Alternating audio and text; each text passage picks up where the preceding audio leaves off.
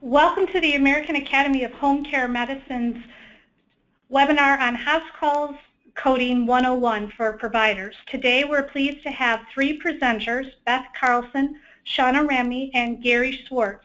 After the presentation, there will be time for a question and answer period. Questions can be typed into the chat box to the right of your screen, and speakers will answer your questions either during the presentation or during the question and answer period. It is my pleasure to introduce our first speaker, Beth Carlson. Hello, everyone. Thank you so much. It's great to be with you. I'm Beth Carlson with Health Dimensions Group, and we're very pleased to be partnering with the Academy to bring you what we believe is some very timely and important education. As I've mentioned, I'll be partnering with several other folks today in our session. But I'll kind of kick us off in talking a little bit about some of the risks that we're identifying. Health Dimensions Group works with literally hundreds of health providers across the country, providing both education and audit services, and a little bit about what we're seeing currently with some of the opportunities and challenges that are being experienced by some of those providers. Then I'll be joined by Shauna Remy, who is our coder auditor, who will talk from again, some real-life experience from years of expertise in coding and auditing. And she'll be talking specifically about house calls and assisted living, the evaluation and management E&M codes today. As mentioned, this is part of a three-part series. So in each one of our sessions, we'll take a little deeper dive into various areas. Today really will be focused on the EM and then also talking about some of those documentation requirements in great detail. And then we'll be joined by Gary Schwartz, who will be providing some additional opportunity oversight and wrapping up with answering your questions, and hopefully it'll be a great day of dialogue. So some of our objectives for today are again to delineate some of those CPT codes that are used in house calls practices. I'm really focusing on the defining documentation requirements for the EM codes, and then developing that in-depth understanding of some of those basics to minimize your risk and really optimize the additional revenue opportunities that may exist for your practice. So why is this timely? Well, you know, everybody's got to have a work plan, and the Office of Inspector General has published their 2016 work plan, and there is a special new focus for the reasonableness and necessity of physician home visits. Again, you know, anything that is rising in utilization often can draw the attention of payers, and CMS is really looking at the fact that in 2013, since 2013, they have paid over $559 million in payments for physician home visits. A lot of the work that I also do is around value-based purchasing, and I think we can all agree that that is very good money, well spent. The value for home visits and for the vulnerable population that they serve is unparalleled. That's not really part of this particular area of CMS. Auditing doesn't really look at value. They're looking purely at the expenditures and were they appropriate. And unfortunately, that really is putting house calls in the spotlight in many ways that we've not seen before. And so part of our goal as an educational process is to keep you out of that particular spotlight. We don't want CMS's attention in this area. As I mentioned, as we're working across the country, there are red flags that definitely do call attention in ways that are not positive to the practice and the services delivered. Obviously, some that we're seeing are medical necessity. In particular, in house calls, that can be a real challenge when you are seeing individuals that may have other requirements for services that are being provided to them.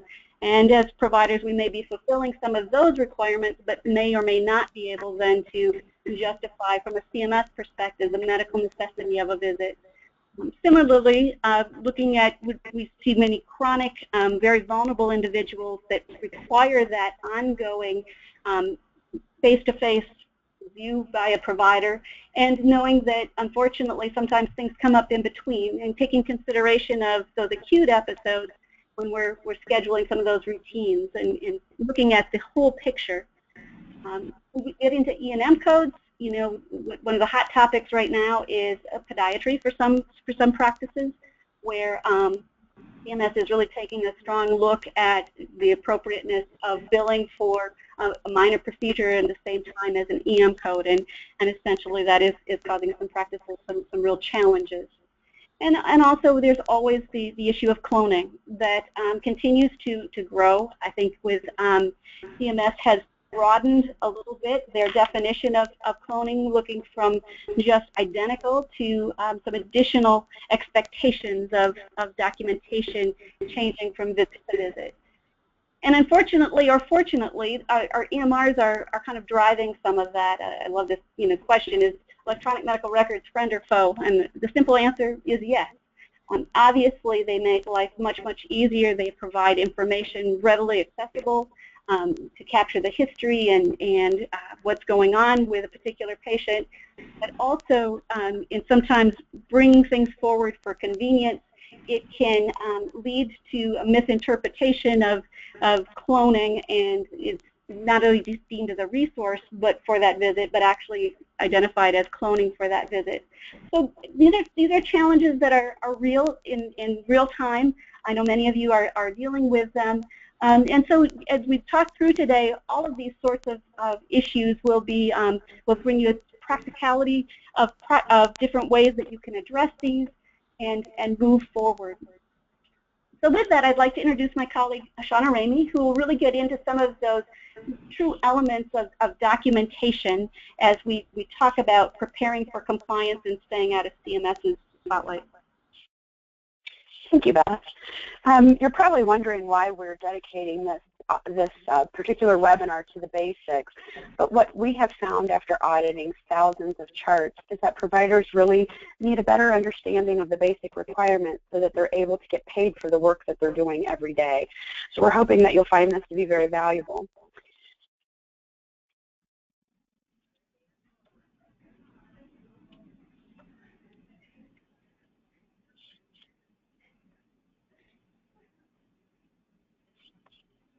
Sorry, we're having a little technical difficulty. Okay.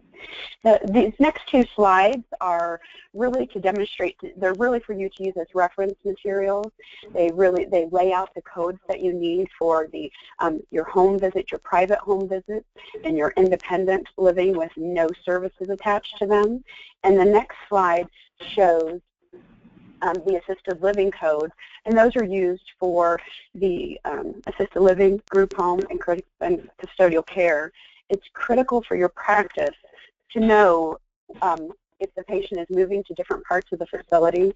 You know, you'll see them travel from independent living to assisted living to maybe even nursing home. But as those things happen, you know, sometimes it's across the hall. It's critical that you keep up with that so that you're picking the right place of service and the right code, so that you're in denials and you can keep your revenue flowing. Now, you're probably looking at this slide thinking, why in the world would anybody leave such a bulky, ugly slide? And it's really just to drive home the importance of medical necessity. This is the definition of medical necessity as determined by the court. And I really just leave it this way in a full presentation so that you can see that it's the overarching criteria for every visit. And while Medicare does pay for house calls, they don't seem to understand the level of frailty of patients being treated, because we've not yet reached the world where it's clearly understood by all that seeing a frail patient every 4 weeks helps to keep them out of the hospital and save money. So it's critical that you as a provider are painting that picture of medical necessity right from the beginning of your note. And where does the process begin? It really begins at that initial phone call. Who is calling? You know, is it the patient requesting a visit? Is it the family? Is it a facility? That type of information really needs to be part of the note, because it really helps to understand why the visit occurred. And that's obviously very critical this year with the OIG focusing on medical necessity. You need to focus not only on who's calling, why they need to be seen, and again, as I mentioned previously, the place of service. It is critical for the provider. If the office schedules the patient appropriately with the correct place of service, the provider can then review and make sure that they're picking the correct code as well.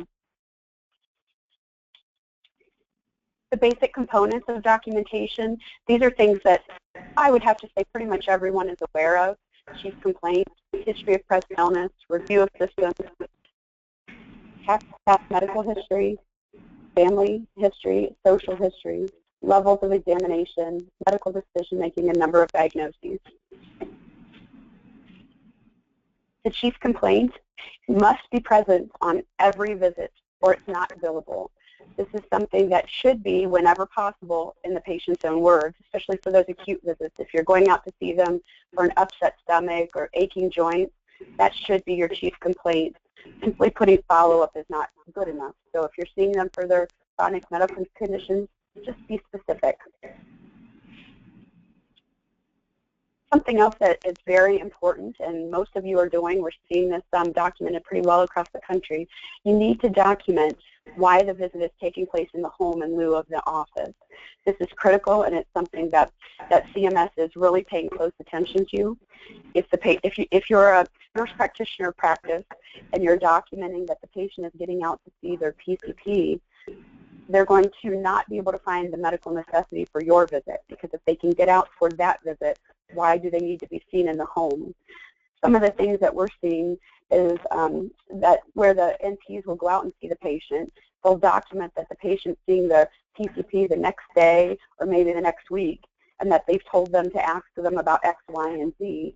And then nothing really actually happened in that note other than the NP telling them to go and check these things with their provider. That statement immediately raises questions for medical necessity. So you really need to just determine if that visit truly is necessary for the care of the patient. History of present illness. In the past, Medicare had said that it was okay for there to be minor changes, but as EMR has progressed, they are saying that now it has to clearly identify differences from, they have to be able to clearly identify differences from the previous visit to today's visit. They need to be significant. And this area is critical for setting the stage for medical necessity. Yet it's often cloned, and you will also find that it doesn't match the assessment. You know, if in the HPI you're telling us that the patient has knee pain, the exam should then reflect your examination of that knee, and in your assessment there should be something indicating, you know, knee pain, arthritis, take Tylenol, something that identifies that you have addressed that patient's knee pain. It's that you're tying everything together in your notes. So if you're stating it in the HPI, it should carry throughout the note. The other thing that we see is people tend to think that they have to write everything in kind of a novel style. And if that's your style and that helps you practice medicine, that's great. We would never tell you not to do that. But we're also looking for ways to help you as providers get home quickly at the end of the day. So if you're seeing someone for an acute issue, say left lower quadrant pain times 2 days, pain is constant, worse after eating, rates pain at an 8. Just by that simple statement, you have location, severity, duration, timing, and context. That's more than you need. You need 4 or more to get to the highest level for HPI. And you're not writing the novel. Now, if you need to write more out, that's fine. So that really covers the acute. But if you're seeing a patient for chronic illnesses, which is what most of you are seeing pretty much every time you're out there, bulleted statements are all that you really need to really truly paint that picture. The HPI is not your personal assessment of the patient. It's the patient's or the caregiver's. So if you have a statement that says simply dementia, per daughter Sally, patient seems more confused at night. COPD remains stable on 2 liters, and diabetes blood sugar readings in the normal range per house calls log. Right there gives you the status of 3 conditions, and that's from the patient or caregiver perspective. Your assessment is going to come later at the end as you tie all these things together. The other thing that I'd like to recommend that would really help you paint that picture of medical necessity would be, if you're going out to see that patient, most of the time they have more than 3 chronic illnesses. Some have 9, some have 12. Each month when you go out, focus on different problems instead of the same problems each month. Because if you're telling me that they have 10 things wrong with them, but each time your HPI just focuses on the dementia, the diabetes, and the COPD, they are going to question your medical necessity if you're going out every 4 weeks, and every 4 weeks you tell me they're stable. But if each time you go out you focus on any problem, and then on a new set of issues that you're working to keep that patient stable and out of the hospital, that's going to help you to paint your picture of medical necessity. Next up is review of systems, and almost every chart that we have reviewed shows a complete review of systems, which makes sense on the visits where you're seeing the patients for their chronic and systemic issues. But when you're seeing patients for acute visits, this review of systems should be specific to that acute issue. So if you're going out to see the patient for earache and throat pain, your ROS would simply be, constitutional, ears, nose, and throat, and maybe even gastro if you're worried about a patient maybe having some sinus drainage and an upset stomach. There's really no medical necessity to continue the rest of it, and the only reason why would appear to be just the attempt to try to upcode. So really making sure that all the elements of your note are pertinent to what you're doing that day. And if you've just seen the patient a week earlier for a comprehensive visit, and this is acute, it really should be more of a quick, easy visit focused on that acute issue. Past family, social, and medical history. This is an area that people often skip, or they document things that don't really give them the bullet points that are necessary to get the credit that they need. Past medical history, people generally do a great job with. Family history, a lot of times we're finding they simply are writing non-contributory. That is not acceptable to almost all of the MACs across the country. There are a few. Novitas does allow it, but they do say that just because that particular MAC does approve it, that CMS has the ultimate ability to override that. So if they're reviewing it, it could also be denied. So you might as well just document appropriately to start with and save yourself any risk. So some easy examples of documenting family history without writing so many words would be, if you're focusing, this patient has dementia, is diabetic, no family history of diabetes and dementia. That shows that you've asked the question and that those are the things that you're really concerned about. Another thing that you could say is family history is unknown by the patient or caregiver. If you're getting a patient that's demented, or you're getting, you have a nurse that's never really been with this patient, that would be a completely appropriate patient to start to say. And social history, it's critical for you as a provider to know if the patient lives alone, because that will help drive how you're going to be caring for your patient. Do they have the appropriate resources available to help carry out your plan?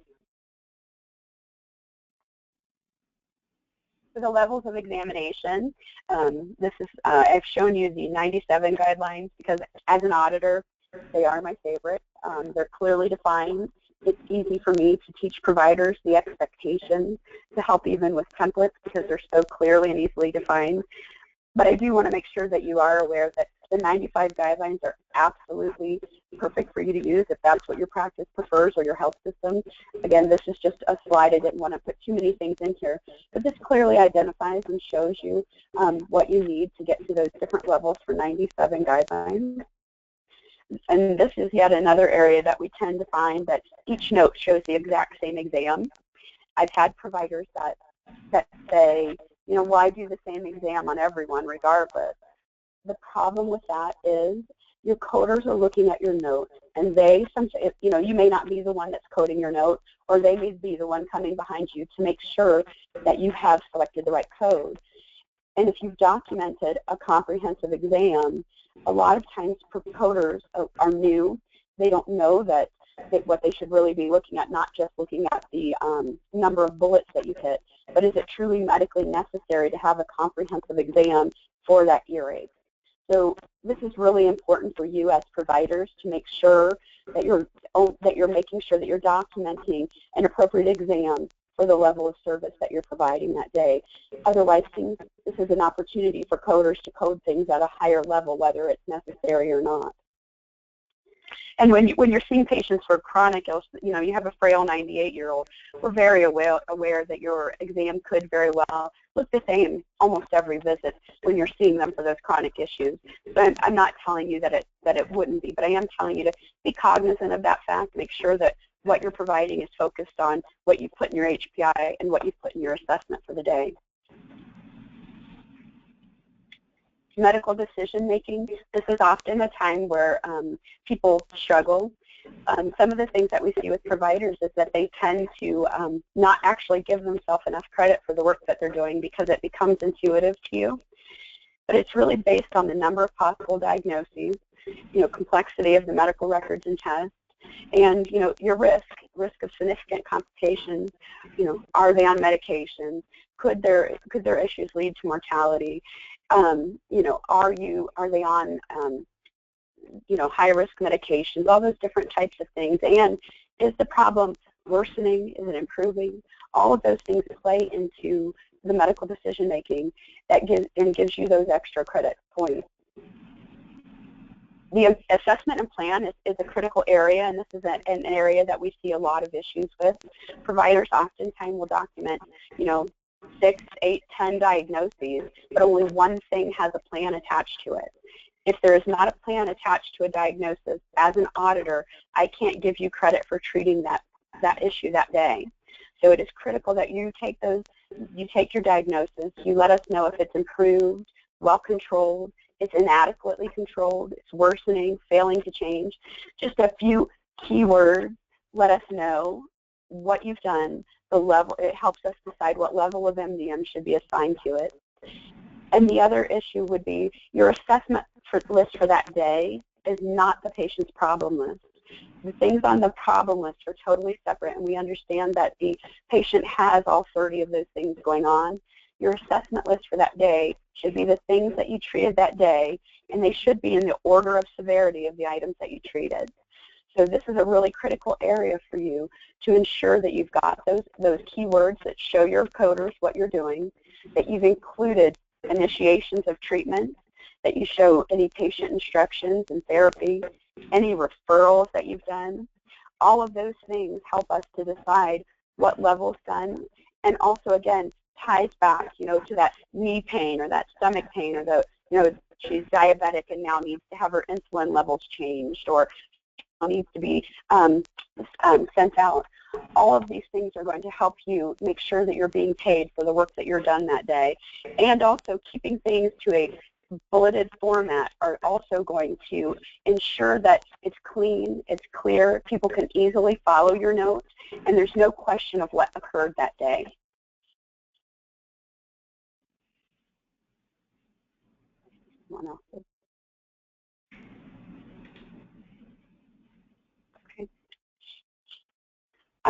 The other thing that we'd like to point out today is time-based billing.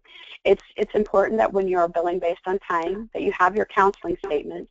Greater than 50% of the visit was spent in counseling and coordination. You must document your time. We do prefer in and out time because it is more easily defensible than just the total time, but just time in general is acceptable. You also must document the specific content of what you've covered. You don't have to give great stories about it, just bulleted statements about what was discussed, end of life, options for the next level of care, whatever it is you're doing, or how, better yet, how to take care of their diabetes, how to manage their COPD. All of those things counts as your counseling and coordination. And the other thing that you should consider is a lot of people are missing their overcoding for their new patients because they're missing some of the different comprehensive levels. That might be a time that you consider actually billing based on time, because those new visits are taking you quite some time. You're counseling your patients, you're gathering all the information, and it's, could they be 75 minutes, could be 90 minutes. So documenting that time is going to allow you to bill and get paid for all of those levels of services that you're providing. So at this time, I'm going to turn it over to Gary, who is going to talk to you about some additional revenue opportunities that we will also do deeper dives in later webinars. Hi, everyone, and thanks, Dawn, Beth, and Shauna.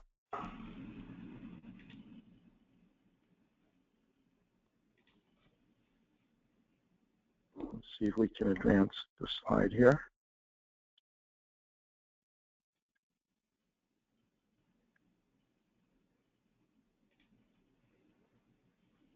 Okay. As mentioned, we do want to talk about additional opportunities, provide a high-level overview. As mentioned, we will go into more service and documentation specifics in future webinars and also at the annual meeting. So we hope to see everyone in Long Beach in May.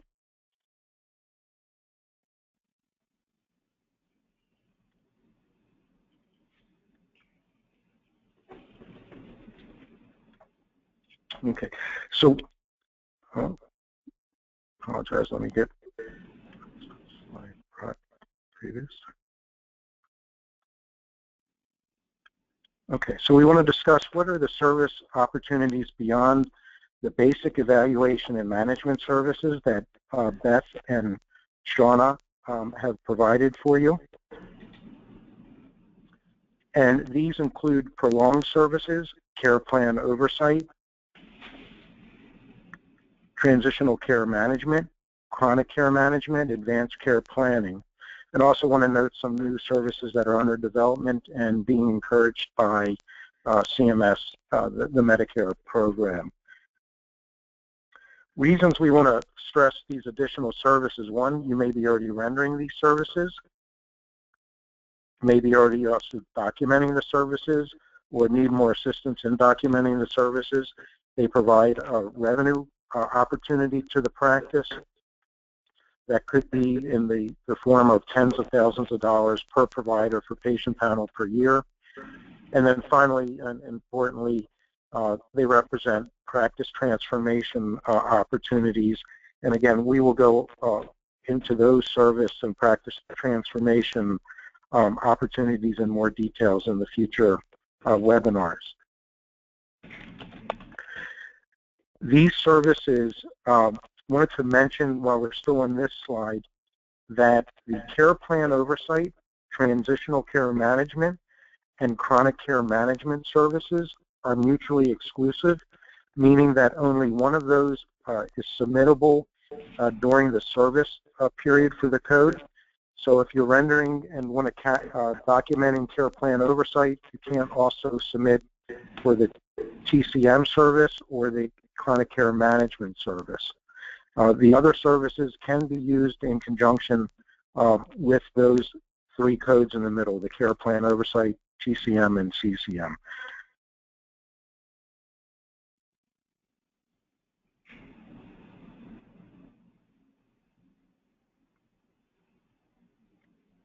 Prolonged services may be, as was mentioned earlier, in terms of billing on time, care coordination, and counseling.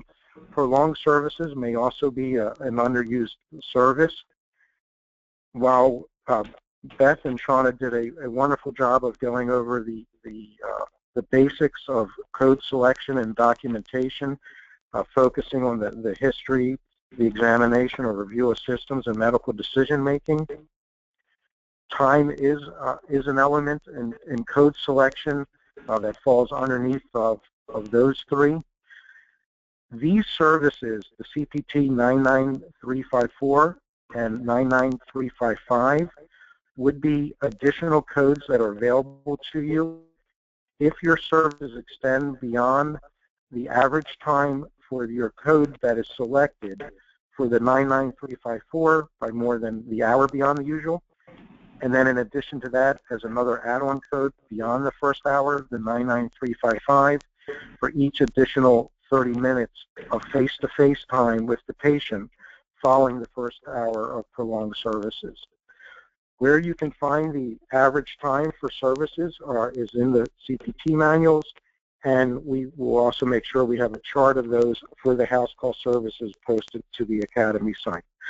So this would be in addition to the underlying house call codes that, again, Beth and Shauna reviewed, that if your face-to-face time with the patient extends by more than this time over the average time for that code selected, this service opportunity, documentation, and claim submission opportunity is available to you.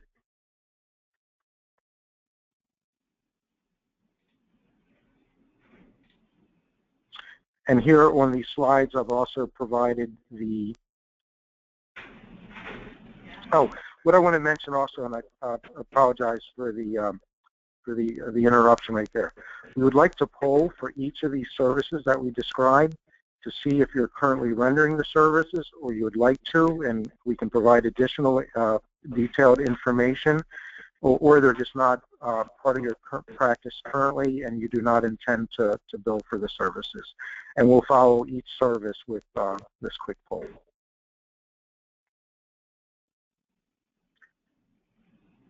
So thank you for submitting this information, and again, this will help to inform Academy services for you.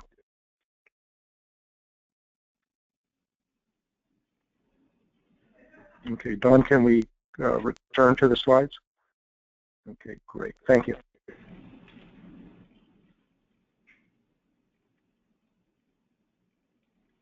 The next service, which is being presented here by the Medicare requirements, is Care Plan Oversight Services. They are in place for both home health supervision with the G code and the payment levels there, and also with hospice. And accordingly, if you have a Medicare beneficiary who's not receiving, is not homebound for the home health services and under a plan of care, that service is not available to you. However, if they are, the service is available if you are providing that care plan oversight, and care plan oversight is available both for physicians as well as nurse practitioners and physician assistants. Similarly, there's hospice care supervision as well, and the G code is reflected there. Again, this is a service that would not be available if TCM or chronic care management is used, but you may want to consider it. And again, here's the poll for the care plan oversight services. And many of Academy members have patients who are receiving home health during the course of the year. And it could be upwards to most of the patient panel that is a Medicare beneficiaries of yours would have an episode of home health during the course of a year.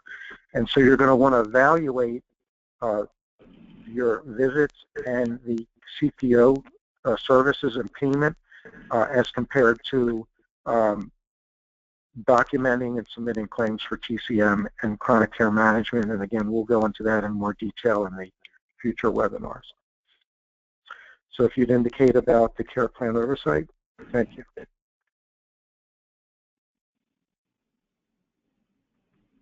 The next slides provide the detailed services that are required under CPO and are capturable and need to be documented in your 30 minutes per month. This needs to be in your medical record documentation. A log is not sufficient per Medicare regulation to document that you have rendered these services. You need to provide the specifics in your medical records. The logs that you use can be a triggering device for claim submission, but they're not sufficient in and of themselves to serve as the medical documentation that the service was rendered. And again, so here are some of the elements that can count towards your 30 minutes per month of service.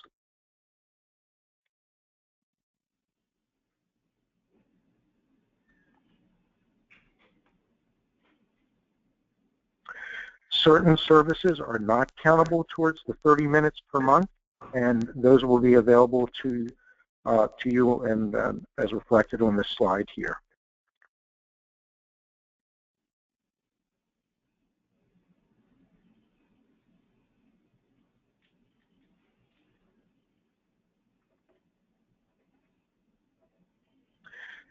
Transitional care management is another service that's now available.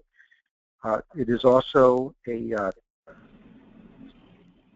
is a 30-day service. Reflected here are the two levels of the codes.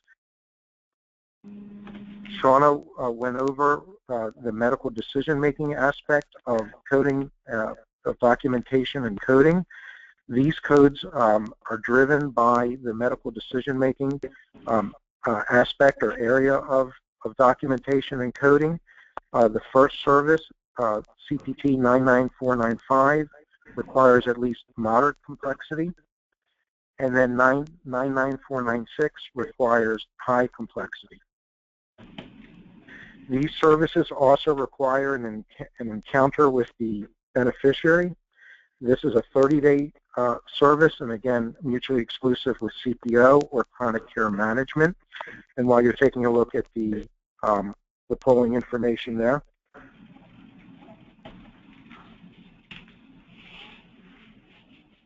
TCM, in a recent change, just to let you know, many of our practices had concerns about holding claims until after the 30 days of service and then being triggered to submit the claim.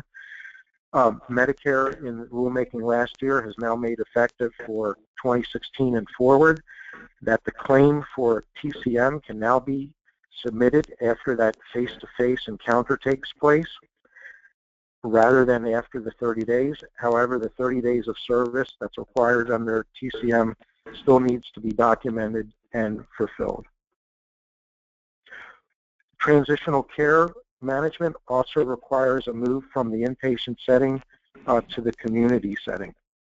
So again, this is available to you for certain patients who have an inpatient admission. Advanced care planning. The CPT definition is here for you, and also the payment levels for 99497 and 99498 are the two new services this year. The first 30 minutes of service per month, and then the additional 30 minutes as an add-on code to the first 30 minutes. And again, the definitions are provided here, the explanation and discussion of advanced directives, including the completion of standard forms, etc. This is face-to-face services with patients. You can have other staff involved as long as those services are under roof and incident to your services. It's not quite as broad-based as in chronic care management, where services are non-face-to-face. These are the advanced care planning is face-to-face, and then the incident to requirement is that other staff is directly involved with you. Medicare has not put out specific facts that are in addition to the definition. They have also not provided utilization guidance. So circumstances could change from year to year or as a result of an admission and then return to the home. So they have not provided specific guidance in terms of utilization of once per year or once as a baseline and then modified after an admission, etc. They have said that they are going to study utilization and provide additional details in the future. So as soon as we see that, we'll make that available to Academy members. Again, these services are now available and may have been services you've already been rendering in the past again, and now should be documented and submitted for the benefit of beneficiaries and for your practice and success. One thing with these services, again, you see with the time-based services, you want to capture and document time, whether you do that through stop and start times for each service in the medical record, or some ability to indicate where the buildup of the time that has been required for the TCM, the advanced care planning, the chronic CPO, and the chronic care management as we'll see. And if there is difficulty with support services for that, there are organizations out there that are interested in working with practices to provide service in terms of assistance with capturing and documenting time, etc. Chronic care management, as many of you know, is a new service again from 2015. as well. CMS is interested in the uptake and utilization of this service and realizes that there currently is administrative burden associated with the service, and the Academy and others are working with the Medicare program to encourage alleviation of some of the administrative burden associated with chronic care management. Again, a time-based service requiring the 20 minutes of clinical staff time, etc. And again, it would be greatly beneficial to learn about your utilization of whether you're using the service or are not currently. There are patient characteristic requirements, but most of those for the chronic care management service are clearly documentable for the house call patients that you're seeing to meet the requirement. The service, as you know, also requires the beneficiary consent to be written and documented in the chart. And this service can be discontinuous, that is, start when the chronic care management services are needed, and then can end if they're no longer in place, and then can be resumed. Again, a service that should be one that is likely that you're already rendering and should document and then be paid for the services you're rendering. This next slide, I won't go into detail, but again, it's there for your reference, and we'll go into this in more detail in the future. This is all the specific elements that are required for the chronic care management service.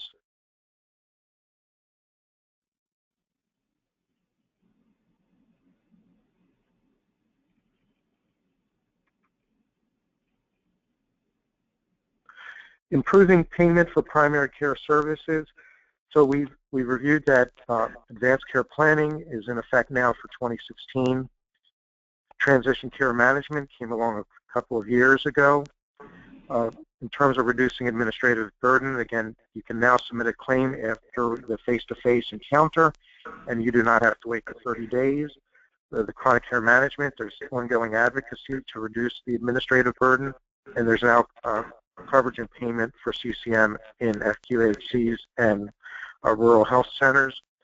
The Academy is working with others, cognitive-based specialties, at the encouragement of the Medicare program to develop and promote and have coverage through AMA, through the CPT process, and also through the Medicare program directly for additional services that you're rendering that are not currently described and covered and paid under the Medicare program, and yet provide benefits to Medicare beneficiaries. The Academy is very directly involved through the participation of Dr. Linda DeCherry within the Public Policy Committee and myself in working to develop these services and codes that reflect services you render and currently aren't receiving payment for. In particular, we're working on a code for your non-face-to-face services, and yet it's the patient. This is not chronic patient care management over a month, but rather the direct patient services you're rendering by getting a phone call, let's say during the evening at any time or any time of the day, and you have to engage in medical decision-making, conversations with specialists, etc., in order to have a disposition and come up with treatments for the acute circumstances that are affecting that patient at the time. And there's other codes that are involving mental health services and collaboration that'll be beneficial for Academy members as well. So in terms of practice transformation, from the material of others is just a way of looking at these services as a vehicle to move from the traditional approach of practice to a transformed practice that will be important to under value-based payment models. As reviewed during this day's webinar, you can see the elements of the traditional approach on the left, about chief complaints and the reasons for the visits, to moving to a systematic assessment of patients' health and plans of care. Care being determined by today's problem and the time of the day versus, again, the proactive approach. Care revolving around the practice, to care being moving towards evidence-based practice in the future. Patients responsible for their own care coordination, to as Academy members practice and is also going to be growing under these new services and then under value-based payment models is the care coordination under a team-based approach to care. Clinicians providing services based on training and background, and then increased use of measures and outcomes and performance improvement.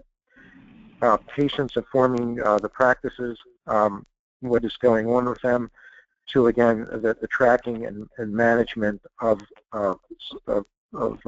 your patients. And we are going to see under the value-based models how important it is not only for the direct management of the patients, but then the tracking and following them and being directly involved in their care across settings of care.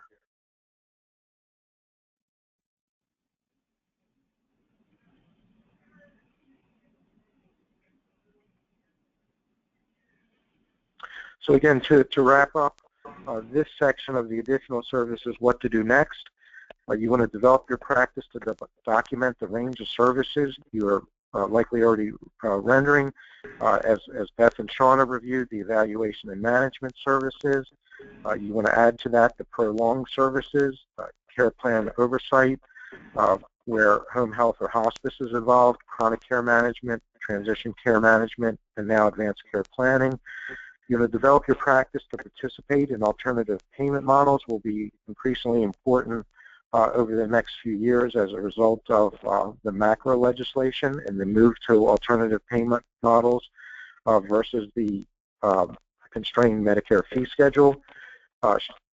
Share best practices with your colleagues, participate with the Academy in our development of responses to proposed legislation, regulation, and new services to recognize the services you're rendering to patients. And of course, attend the annual meeting to learn, share, and network. And with that, I'd like to turn things back over to Dawn and Beth and Shauna for questions and answers. Thank you, Gary. Sure. Very much for that. We have several questions, actually, and so I'll read some of the questions that we got during the presentation, and you guys can feel free to interject who's best. The first question we received is, our practice exclusively uses time-based billing. Is it advisable to switch between problem-based and time-based billing depending upon the situation, or to be consistent and stick with one type of billing?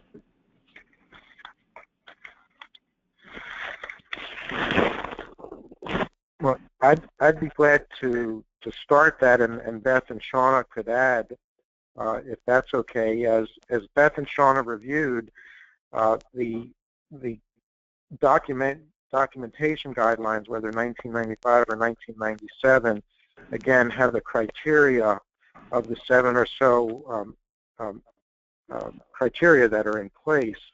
Again, that is built primarily based upon the history, exam / review of systems, and then the medical decision making. Those elements, as were reviewed, need to be satisfied for your documentation and your coding to be in compliance. Now, if all of your patients were you were just involved where 50% or more of your time was based on care coordination and counseling, that would be one thing. But even with house call patients, it may not be the case that that's all of what's driving your evaluation and management services on a particular encounter. And be glad to have Beth and Shauna contribute as Hi, well. Gary, it's Shauna. I would like to jump in here. I would absolutely not recommend that you're doing every visit that way because, as Gary said, those billing on time is really based on your counseling and coordination of care, and making sure you have that piece documented. If you're seeing someone for a sore throat, you're really not counseling them. So we have seen practices that are doing that, but I do think you're putting yourself at risk and maybe raising some red flags that that's the only criteria that you're using for billing. So I would definitely recommend taking a review at that and maybe doing some audits on that. Our next question, what if you have readmissions of the same patient within the 30 days? Do you use the TCM code only once?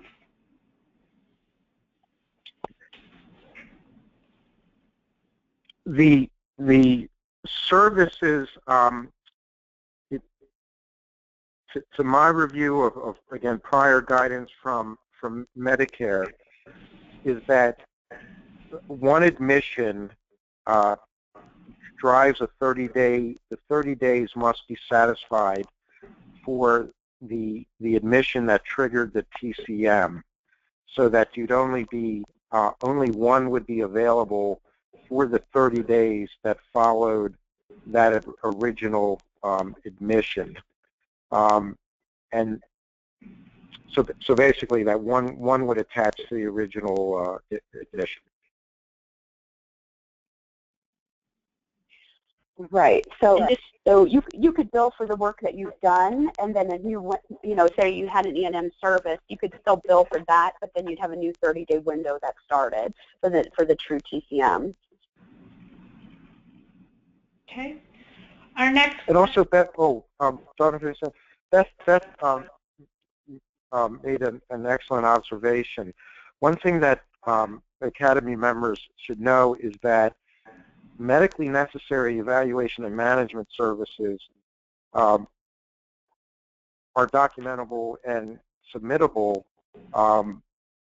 in addition to the one that's required for the TCM. So if the patient has had an admission and you're going to use the TCM, you do have to have the one encounter to satisfy that service, and then the 30 days of service. But if there's other evaluation and management services that are required during that time period, those are also documentable and submittable. Beth, Shauna, I think this next question is for you.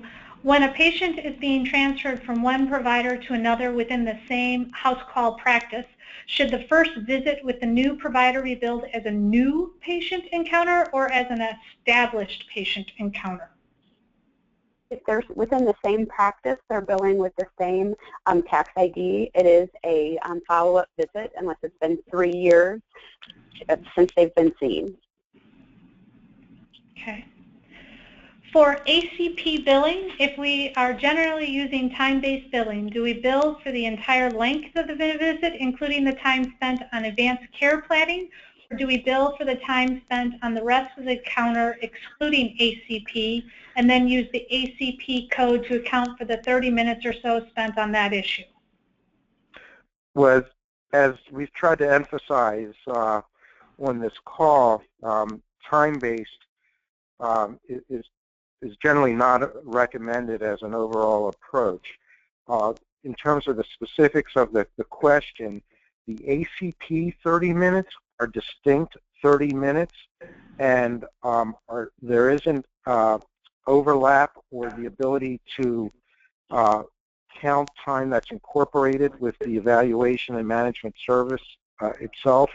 It has to be a distinct for each of those 30 minutes, the first 30 minutes and then the subsequent. Those have to be documented as standalone services in and of themselves. And actually those are standalone codes, meaning that the evaluation and management service can be submitted for the same date of service, but the time spent on ACP has to be distinct 30 minutes devoted and documented towards that service, and again, for Beth and Shauna as well. Okay. If they wanted to add it. What you said is correct. They can bill for both an E&M and ACP on the same day. It just has to be clearly documented and bill your E&M code based on your different elements. Unless that was also counseling on something else, you would bill based on those elements that we described, and then have a clearly documented section that shows your time spent specifically on ACP. So another question, care plan management. Hospice and home care nursing prepare a care plan. Is reviewing, signing, and submitting this adequate to bill these codes?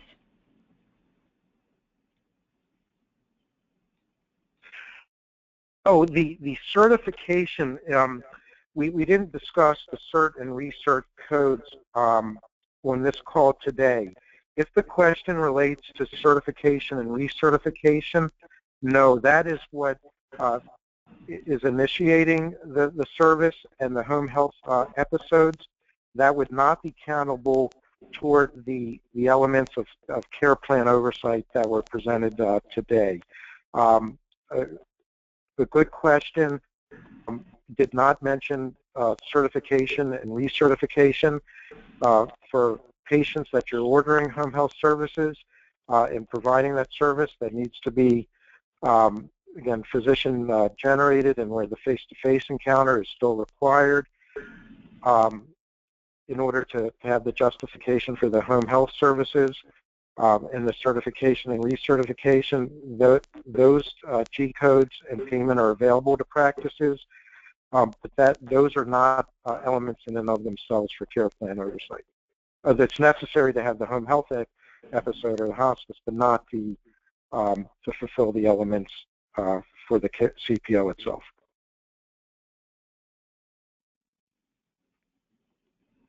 Okay. I'm going to ask our last question. All questions that were not answered will be sent to the speakers, and we will get these answers out to you guys. In our state, physicians cannot sign healthcare POA documents as witnesses, but social workers can sign as witnesses. So they usually complete these forms with patients. Can social work time completing POA forms count toward the new advanced care planning codes?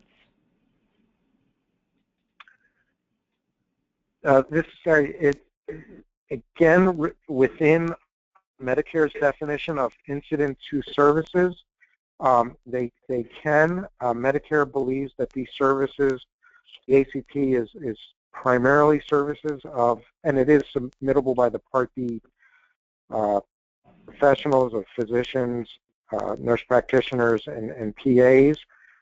In that circumstance, where those services are rendered incident to the physician or nurse practitioner or PA, that time would be countable. Okay. Beth, at this point, I'll turn it back to you to finish up. Thanks, Dawn. And I think the questions just really show what interest there is right now around some of these new codes and how do they interplay. Lots of great questions and conversation. While it wasn't the primary focus of today's call, we definitely will, on our subsequent sessions, continue to take a deeper dive in answering some of those specific questions. Just to kind of wrap up, I'm going to close with what we call our golden rules. We've all known this. I come from a nursing background. If it wasn't documented, unfortunately, it doesn't count. Doesn't mean it didn't happen, but it doesn't count. More words do not equal better documentation. Oftentimes we find ourselves working with providers to help streamline and still get to the bottom line that you're trying to accomplish. But our goal, as Shauna pointed out earlier, is to make life easier, not more complicated. And cloning, I think we've talked about that. It's just finding ways to assure that that's not being recognized as cloning. Every time I hit it, go two slides. And this is just kind of our rules here at Health and Management Group. You know, provider education, provider education, provider education. You know, it's in the field. Even the most experienced, some of the codes that we've talked about today are relatively new. Understanding what's necessary to be successful, and then auditing and learning from each other. Peer-to-peer auditing, what you're doing through the academy, and conversation and educational opportunities, internal audits, objective audits, and the whole goal is staying, again, out of CMS's spotlight. So we very much appreciate having time with you today.